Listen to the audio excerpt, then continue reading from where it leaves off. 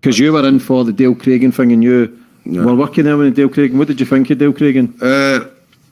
Me, bully. He was a weak person, you know. I'm going to say this now because again, this is important. Obviously, the staff have got no liking. We had, or strange ways before my time, had a member of staff who was to do with what happened. Yeah, so they, you know, it was a bad thing. He killed 2 young girls. He killed the other 2 guys, and he killed 2 young girls. Right, defenseless. He handed himself in. Yeah. 99% of prisoners thought he was a scumbag. Right, listen, I'm going to interject there. Do you know why I nicked for that?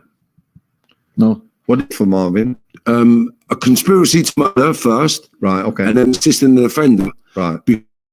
See the phone he walked into the police station on? Yep. That was his phone. When he handed his... Yeah, what he done, he's gone to someone... This is what's happened. Right. There's a guy there's an informant, a paid police informant that lives in Herne Bay. Right. Yep. He lives on number 5. I can't remember the name of the street. Right. So he lives at number 5. My pal lives at number 4. Coincidence, right? That they live next to each other. But coincidence, right? So my pal was having a farewell party for his brother who was going into the army 3 years, going abroad, Iraq or Iran or something like that. They were having a farewell party for him on the 19th of this month. I was going down there to do that. So that was my person in Herne Bay, right? And I didn't know that fucking Dale Cregan was seeing people in Herne Bay. Right? Where is it, Marvin? I'm not. Down Dover. So basically, what's happened? Cregan's got a relationship with his give food or drugs or whatever, and this geezer owes him 25 grand. I didn't know this at all. Anyway, what happened? Dale Cregan sent Jermaine Ward to look for me in Liverpool, and they found out where, because my cousin took Jermaine to one of my cousin's friends' houses one time in Liverpool without me knowing, because Liverpool is sacred. So my family is sacred. No one knows where my family live in Liverpool. But my cousin took Jermaine round one of the people's houses to get a draw one day, and Jermaine so there to look for me. It's around the corner, chance, right? But it was, I'm around my cousin's house having a chat. All of a sudden, the phone's gone. Someone's here looking for Marvin. What do you mean someone's looking for me? Who is it? Who is it? Ask me who is it? Jermaine. So I thought, Jermaine, that's Lee. Lee, that's Dale. That's Dave. They're Dale's people. Because I met Lee Kelly through a guy called Dave Campbell. Me and Lee and his family come really close after. Like I said, I know Lee Kelly. Yeah. Well, we come really close after all this, but well, before all this. Basically, what's happened, when Jermaine's turned up, I've instantly thought, well, hold on. Dave owes me 1.6 million quid. Right? He's trying to have me on that. He's turned up here. They're trying to iron me out. What's happening? Kill you? Kill me, yeah. They're trying to get me somewhere to kill me. They've got to be. Why is Jermaine turned up out of the blue? When Jermaine was Lee. Right? So Lee, Jermaine and Dave all with Dave. So I'm thinking, right, they're sending someone to kill me. So I flopped on them, and it was only Jermaine there. So I spoke to him. He said, I think he wants to speak to her. I said, for what? He said, something's happened. So I said, what is it that's happened? He said, we cut the shootings, cut of this, cut of that. I won't really pay attention. I said, well, look, if he wants to see me, I'm going to Dover next week or the week after or the week. I can't remember the date. I'll give it a date, the 19th of October. I've got to go. Cut a very long story short.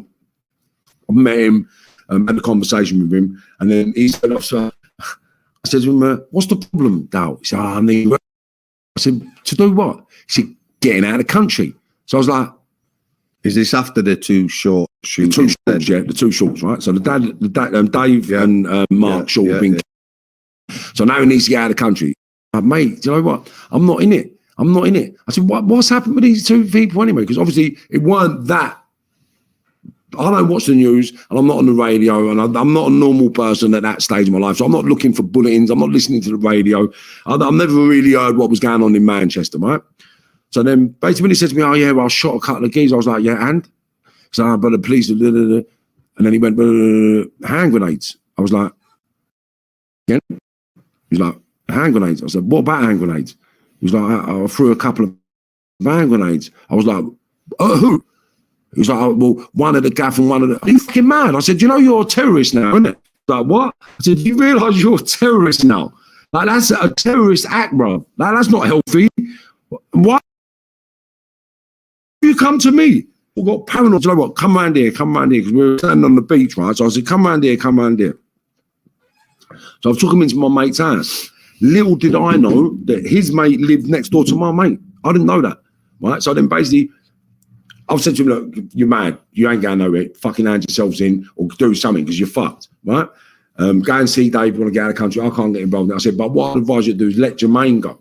Because it's a liberty what you're doing. He's going to go and get a lump of bird. He ain't done fuck all wrong. You lot are bullying him. Do you know what I mean? Let him go. They was like, well, I said, no, you need to let him go. And when he goes, you need to tell the police that they've bullied you, mate. They've made you do this. You don't want to be here, do you? You know you're going to get 30 years for this. He was like, I just want to go home. I said, let him go. I said, well, go on then. I said, well, you come with me and go and hand yourself in. But when he handed himself in, he couldn't tell the police what I told him. I told him, just tell them they kidnapped you. They told you that they're going to kill you if they don't do nothing. If you don't do nothing, they're going to shoot your family. You under duress, you've done it. But he couldn't do it. So he got 36 years, the poor cunt. Did he? Yeah, he got 36 years. Yeah, they all got 36 years. Plus, 33 I felt sorry for his mum. Anyway, because when they've turned up in Liverpool, I'm just thinking that. So then basically what Dale's done, yeah, after I've said, look, I can't help you, I've took Jermaine with me, gone and handed him in. Dale's obviously gone back down to Herne Bay to speak to him about his money. Because this is what got me out of the case, because I've got the agreed facts in the case, right? They said the person couldn't be named, couldn't be prosecuted, and couldn't be blah, blah, blah. But he confirmed that he owed Dale Cregan 25 grand. Dale Cregan was there to collect this money, right? So he didn't have to go to this. The police's evidence was they were in the back end of nowhere, and he had no reason to be in Herne Bay but to be with Marvin Herbert. And that was why they arrested me. Right. So when he's finished with his meeting there, he's thought, oh, let me knock on the door. Can you get a message to Marv for me? We ain't seen him. Because my mate said to me, you know your mate not round there. And I was like, for what? So he just asked him to get hold of you. I said, just don't give him nothing. He was like, all right, sweet. But what he'd done, he'd nicked my mate's phone off the side. Right? Nicked the phone off the side. And all right, yeah, sweet. Now, with hindsight now, I'm thinking he must have nicked the phone to see if my name was in the contacts. Do you know what I'm saying, Joe? But he's nicked the phone anyway, and that was the phone he handed himself in the police station. So when you think about intentions, right? Now, you're going to go and hand yourself in for 2 murders on police officers. You've already been given the information months ago, right, that you're a terrorist and you're going to get ironed out on sight or you're going to spend the rest of your life in prison. You've been told that, right? By me, I've told him that, right? You've got a phone in your pocket that you know you've taken from my mate's house. You know you've took it. You know you've took it from my. You know you've took it from my mate's house. You fucking know you took it from my mate's house. So you feel the best thing to do is make a phone call to somebody who knows I don't fucking know while you're walking into the police station to hand yourself in for 2 murders. Well, 4 murders now. 4, yeah. Why would you go into the police station with the phone that connects me to you? That's it up. Of course, man. From day one, I sent to the police. It's a fucking liberty. And you could have got 36 years through that. I could have got more than 36 years. I would have been up as a major player. I would have been. You could have got all life like Cregan, never getting out. Watch this, right? Because Howard was trying to. The extradition order said that I was the boss of an organisation that ordered the assassination of 2 people. So I wasn't getting arrested. Yeah, for the police officers. I was getting arrested for Dave and Mark Short, right? And then the police officers happened. I think I'm not pretty sure the chronological order, but yeah, when the extradition order was it was 4 murders. I was co-conspirator to 4 murders, and their evidence was between the 1st and the 9th of May. Yeah. I came back to England and orchestrated a plan to assassinate Dave and Mark Short. That's what they said, right? And it wasn't true. None of it was true. It was all bollocks. All come out in the case, all come out in the paperwork. The moral of that conversation. What was the moral of that conversation then? Well, just speaking about him being in prison. Yeah. About what he was like, about being like a coward and that. So Dale has purposefully, from my perspective, set you up.